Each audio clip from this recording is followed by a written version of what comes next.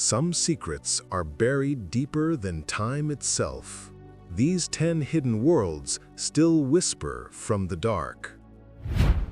Beneath the eternal city of Rome lies a second Rome, darker, quieter, and far older than the marble palaces above. The Roman catacombs stretch for hundreds of kilometers under the city, carved into the soft volcanic stone known as tufa.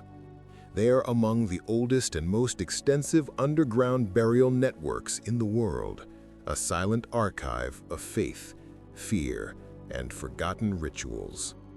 The story begins in the first centuries after Christ, when Christians were still persecuted for their beliefs. Forced to hide their dead, they dug deep into the earth, creating a hidden city of tombs and tunnels. But what started as a place of burial soon grew into something more.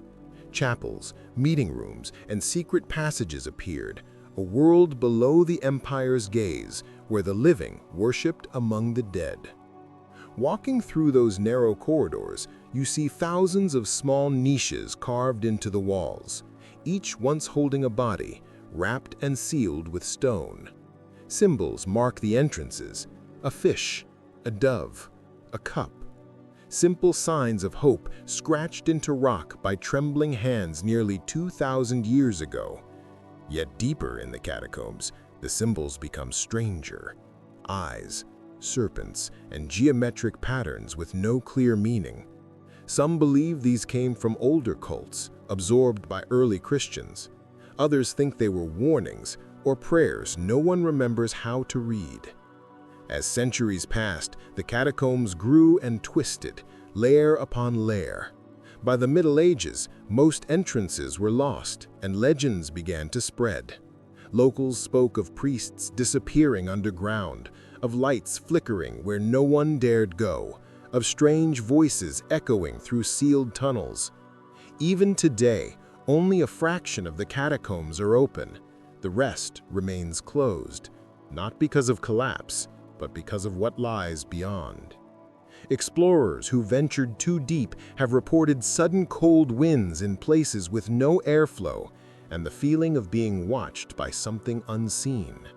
Some describe hearing chanting, faint but rhythmic, coming from the lower levels, where no human has walked in centuries. The Roman catacombs are more than a monument to the past.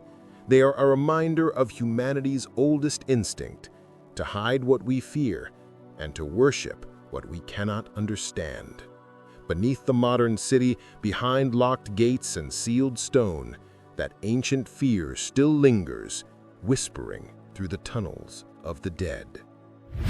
Beneath the crowded streets of Naples lies another city, silent, ancient, and carved entirely out of volcanic rock. The Catacombs of Naples stretch for miles below the surface, a maze of tunnels that holds thousands of years of human history and death. They were first used by early Christians during the Roman Empire, around the 2nd century AD. Over time, what began as a burial site turned into an underground necropolis, a place of worship, refuge, and mystery. Inside, the walls are lined with tombs, frescoes, and strange symbols that no one has ever fully explained. Some of the paintings look religious, others not quite. The air is heavy and still. Every sound seems to echo endlessly, like the city itself is breathing. When you walk through those narrow passages, you feel watched, not by the living, but by the countless souls buried within the stone. During the Great Plagues, when Naples was overwhelmed by death, the catacombs became mass graves. During World War II, they were used again, this time as bomb shelters and underground hospitals. Soldiers, nurses, and families lived down there for weeks, surrounded by the dead. Many claim to hear whispers in the dark, faint footsteps, or the distant ringing of bells when no one else was near. Local legends say parts of the catacombs were sealed off long ago, not because of danger, but because of what was found there. Strange artifacts, inscriptions in unknown languages, and signs of rituals that didn't belong to any known faith. Some of those chambers remain closed to this day. Archaeologists admit that no one knows the full extent of the catacombs. Beneath Naples lies an entire world, connecting churches, ancient houses in forgotten tunnels that reach so deep they lose all connection to the surface. Only a small part is open to the public now. The rest is left in darkness, untouched, unspoken of. And at night, when the city falls silent, some locals say they can still hear a soft, distant sound, like a bell ringing from below the ground. Naples lives above its dead, and maybe, somewhere, beneath those ancient stones, the dead have never truly stopped watching. Deep beneath the hills of Kentucky lies the world's largest cave system, Mammoth Cave. Over 650 kilometers of tunnels have been mapped, yet scientists believe it's only a fraction of the total. The rest stretches far into darkness, connecting to hidden chambers that may never be explored. Ancient tools, burned torches, and even barefoot footprints show that people entered these depths thousands of years ago, and many never returned. Officially, Mammoth Cave is a natural wonder shaped by underground rivers. But strange things happen here. Researchers have reported eerie voices echoing from nowhere, footsteps in the silence, and sudden drops in temperature. In the 1800s, the cave was turned into a hospital for tuberculosis patients. The project ended in tragedy. Most died, and the doctor vanished, leaving his instruments behind. Modern teams face strange phenomena: compasses spinning wildly, devices shutting down, and magnetic interference with no clear cause. Some believe there's something deeper, ancient tunnels stretching under the continent, tied to the legends of a dark people who lived below. Walking through Mammoth Cave feels like entering a living being. It hums, it breathes, it watches. Perhaps this was never just a cave, but a place built to hide something that was never meant to be found. Imagine an ancient city-state, the heart of the Catholic world. Millions flock here, but the most mysterious part of the Vatican is not above ground, but deep beneath it. For centuries, legends have painted pictures. Hidden halls full of Templar gold, the true Bible, proof of alien existence, and thousands of ancient grimoires. How true are these myths? Let's state immediately, there is indeed an entire world beneath the Vatican, structured into three main vertical levels. The uppermost level is the Vatican grottos. Here, beneath the main basilica, lie the tombs of dozens of Roman popes. But descending even further, we reach the necropolis, an ancient Roman cemetery from the 1st century AD. It was here that archaeologists found the site believed to be the original tomb of St. Peter, the first pope. The entire modern Vatican is literally built upon this foundation. Now, let's address the main secret, the Vatican Apostolic Archive. It was once called secret, not because of magic, but because it was the personal, private archive of the Pope. These are not just rooms. These are 85 kilometers of shelving, extending deep underground, complete with its own bunker to protect the most valuable documents. What is stored there? Everything related to the history of the Church over the last 1,200 years.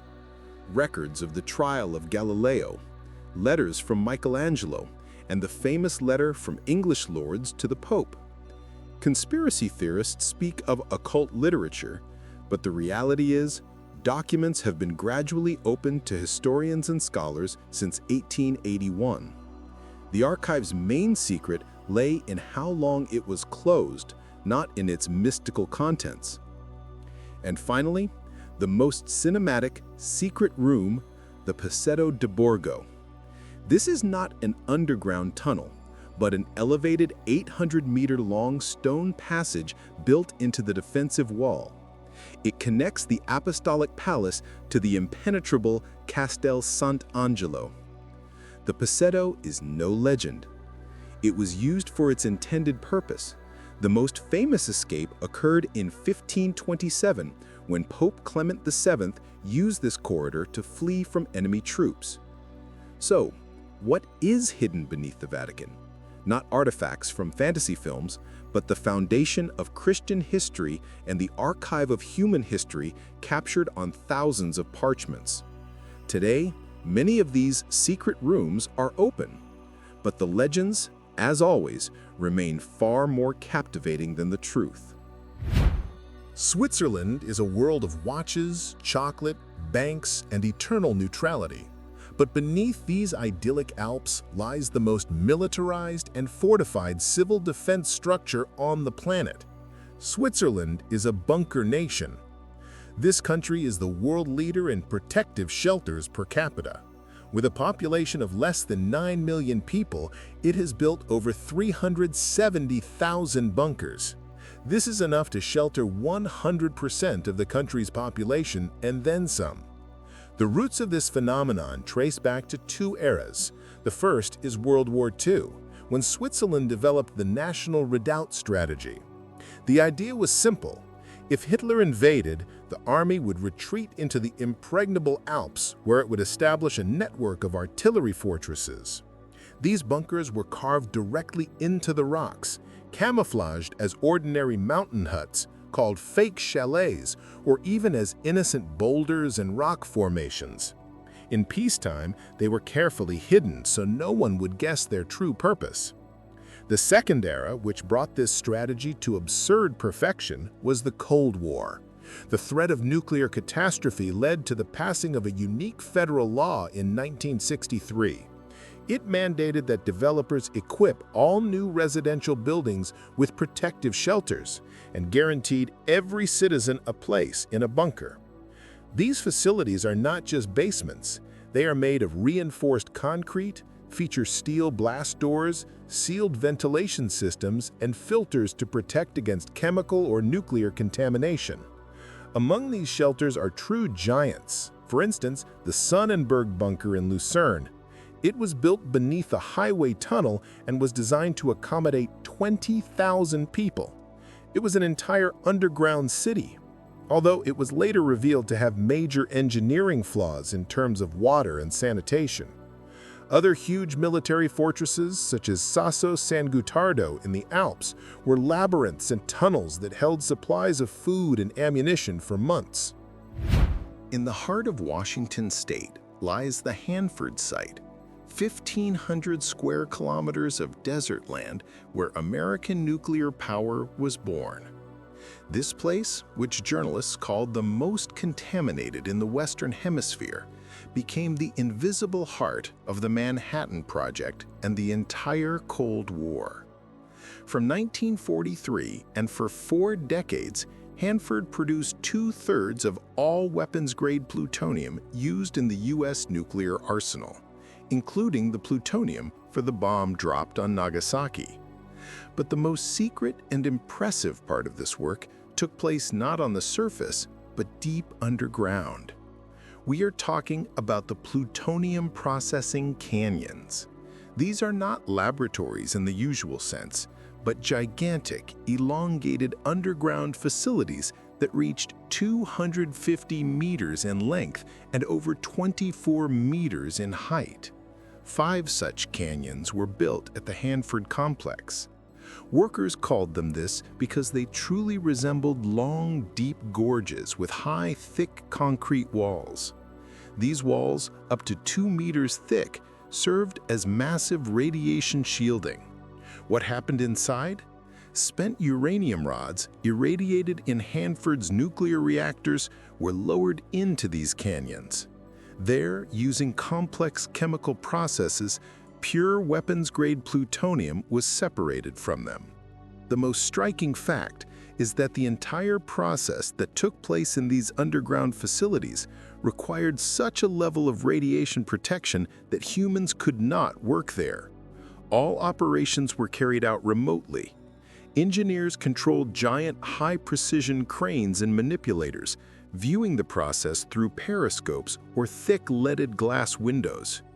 These canyons represented the pinnacle of engineering of their time, designed to operate in an environment incompatible with life. After the end of the Cold War, plutonium production at Hanford was halted, but its legacy remains. Underground, 177 giant steel tanks remain, containing hundreds of millions of liters of highly radioactive liquid waste. Today, the Hanford site has become the largest and most expensive environmental project in the U.S., aimed at cleaning up this underground plutonium catastrophe. The canyons have fallen silent, but they will forever remain a testament to the era when secret underground laboratories decided the fate of the world. In the northern highlands of Ethiopia stands the ancient city of Axum, once the heart of a powerful empire that traded gold, ivory, and legends with Rome, India, and even China. Today, it's quiet. But rising above its dusty hills are enormous stone towers, the Axum Obelisks, that continue to defy explanation. Each obelisk is carved from a single piece of granite, some weighing more than 500 tons. The tallest, before it fell centuries ago, stood over 33 meters high. What makes them so mysterious is not just their size, but their perfection. Each surface is etched with intricate carvings that mimic the architecture of multi-story buildings, complete with windows, doors, and decorative frames. Yet, they were made in a time when tools were primitive and no cranes or machinery existed to move them. Archaeologists believe the obelisks were built around 1700 years ago as grave markers for the royal elite, but no human remains have ever been found beneath them. Some researchers now think the structures might not have been tombs at all, but something else entirely: symbols, antennas, or even markers for celestial alignments. The mystery deepens when you consider their origin. The granite used for the obelisks was quarried several kilometers away, across rugged terrain and steep hills. How ancient builders transported hundreds of tons of stone remains unanswered. Local legends tell of a heavenly sound that lifted the stones into place, perhaps a poetic memory of technology long lost. During the Italian occupation in the 1930s, one of the obelisks was taken to Rome as a trophy of war. Decades later, it was returned, a gesture meant to heal history's wounds. But when engineers reassembled it in Axum, they found traces of something unusual inside the stone: narrow channels that didn't serve any structural purpose, as if they once carried something, energy perhaps, or resonance. Even now, the Axum obelisks attract pilgrims, historians, and those searching for answers. Some see them as a testament to human ingenuity. Others believe they're relics of an ancient civilization that knew far more than we do. At sunset, when the shadows of the obelisks stretch across the dry earth, it feels as if they are pointing not just to the sky, but to something beyond it. A message carved in stone, waiting for the world to remember how to read it. Off the coast of Brazil, just 35 kilometers from the metropolis of Sao Paulo, lies a small forested patch of land that looks like a paradise island on the map. But don't be fooled. This is one of the deadliest places on the planet, Ilha de Queimada Grande, or as it's known worldwide, Snake Island. This piece of land, covering only 43 hectares, is your worst nightmare. There are no people and no mammals. Snakes rule here. By the most conservative estimates, the island is home to between 2,000 and 4,000 individuals. According to popular, though exaggerated calculations, the density in some areas reaches 1 to 5 snakes per square meter.